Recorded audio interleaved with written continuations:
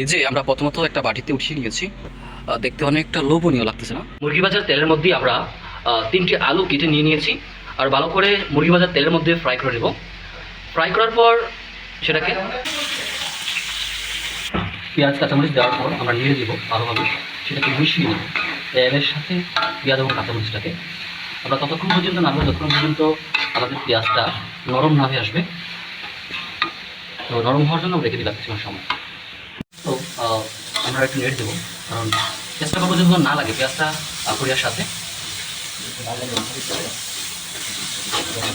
তো যখন আমাদের মুরগিটা ভেজেছিলাম, মুরগির বাদাটা করে সাথে লেগে গিয়েছিল। এখন আমরা ভালোভাবে নেড়ে দিলে দেখা যাচ্ছে যে ওই মুরগির মাংসটা লেগে থাকা পেঁয়াজের সাথে একটু করে উঠে যাবে। ওঠার পর আমরা মশলা অ্যাড করে দেবো। আমরা মশলাটা দেওয়ার পূর্বে পরিমাণ মতন আদা রসুনের পেস্ট নিয়ে দেবো। আমরা 1 কেজি মুরগির জন্য আদা রসুন পেস্ট নিয়েছি 2 টেবিল চামচ।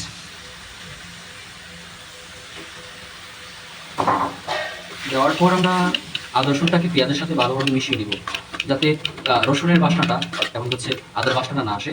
যত ভালো করে আমরা কষাতে পারবো তার থেকে গ্রামটা তত দ্রুত চলে যাবে। আমরা সেখানে এলাচ ব্যবহার করবো 8 পিস এবং হচ্ছে লবঙ্গ ব্যবহার করবো 8 পিস। আমি যেহেতু রুমে রান্না করবো সেজন্য আমরা তেজপাতা ইউজ করবো না। তো আমরা পরিমাণ মতন লবণ দিয়ে দিলাম। মশলার বড় চামচে হাফ চামচ হলুদ দিয়ে দিব। এখন দিয়ে দিব জিরা এবং হচ্ছে হস ফাঁকি চামচ, মরিচের ফাঁকি। গরম মশলা দিয়ে দিব 1 চা চামচ। তারপর ভালোভাবে মশলাটাকে মিশিয়ে নেব। তো মশলাটা কষানোর জন্য সামান্য একটু পানি দিয়ে দেবো। পানি দিয়ে আমরা মশলাটাকে ভালোভাবে কষিয়ে নেব, মশলা যাতে না পুড়ে যায় সেই জন্য।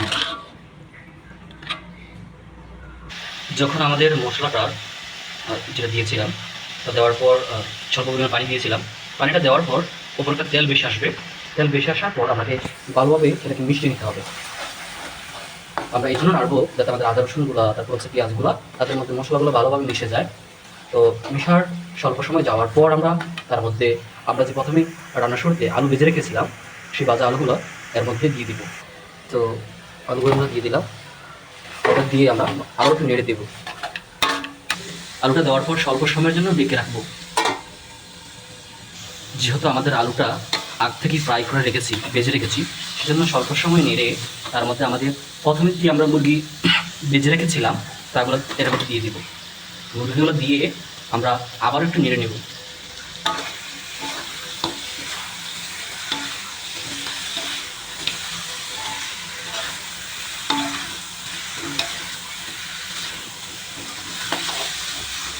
তো আমরা ভালোভাবে কষিয়ে তার মধ্যে যেহেতু আমরা বাজার ভেজে রেখেছিলাম আগে থেকে মুরগি এবং আলু, সেজন্য সবসময় আমরা ভালোভাবে কষিয়ে পানি এড করে দেবো।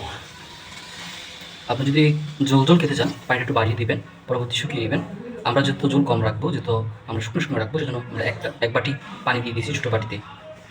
পানিটা দেওয়ার পর আমরা একটু নেড়ে তাকে দমে রেখে দিব প্রায় 15 মিনিটের জন্য। 15 মিনিট পর আমরা আবারও ফিরে আসলাম। ডাকনাটা উঠে দেখবো পরিমাণ অবস্থা আছে তার। তো সময় কম বেশি লাগতে পারে 15 মিনিটের, আপনারা স্বল্প সময় পর পর উঠে দেখে নেবেন। তো আলহামদুলিল্লাহ আমাদের তরকারি রান্না কমপ্লিট হয়ে গিয়েছে। যেহেতু আমরা জল কম রাখবো, খুবই সুস্বাদু, দেখতে অনেকটা লোভনীয়। আপনাদের যদি কাছ থেকে দেখাই, দেখেন অনেকটা সফট, আর আলুগুলো ভালোভাবে যেটা আগে থেকে ফ্রাই করা ছিল সেটা সিদ্ধ হয়েছে। তো এভাবে জটপটে রান্না করার জন্য আপনারা আমার এই রেসিপিগুলো ফলো করবেন এবং হচ্ছে আমাদেরকে একটি লাইক দিয়ে পাশে থাকবেন। আপনাদের মন্তব্য আমাদের খুবই জরুরি। আপনাদের একটা মন্তব্য আমাদেরকে ভিডিও বানানোর জন্য অনুপ্রেরণা যোগায়।